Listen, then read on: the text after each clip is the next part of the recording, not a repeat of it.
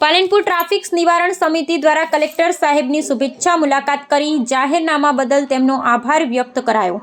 પાલનપુર શહેરના જાગૃત નાગરિકો દ્વારા શહેરમાં ટ્રાફિક સમસ્યા હલ થાય અને ભારે વાહનો પર શહેરમાં પ્રતિબંધ મૂકવામાં આવે તે માટે એક દિવસે કલેક્ટર કચેરી ધરણા યોજી સાથે સીએમને રજૂઆત કરી હતી અને રજૂઆતને પગલે બનાસકાંઠા કલેક્ટર સાહેબે 22 દિવસનું જાહેરનામું બહાર પાડી એરોમા સર્કલ પર આવતા ભારે વાહનો વૈકલ્પિક રસ્તાઓ છે ડાયવર્ટ કરી મહત્વનો નિર્ણય લેતા શહેરની સમિતિ દ્વારા આજરોજ કલેક્ટર સાહેબને મળી તેમને સાલ ઉડાડી ફૂલગુચ્છ આપી શહેર જાણીઓએ ટ્રાફિક માટે છુટકારો આપવા બદલ ખૂબ ખૂબ આભાર માન્યો હતો, કારણ કે ભારે વાહનો પર પ્રતિબંધ મૂકવાથી મોટાભાગના ટ્રાફિક સમસ્યા હલ થઈ હતી અને શુભેચ્છા મુલાકાતની સાથે સમિતિએ રજૂઆત પણ કરી હતી।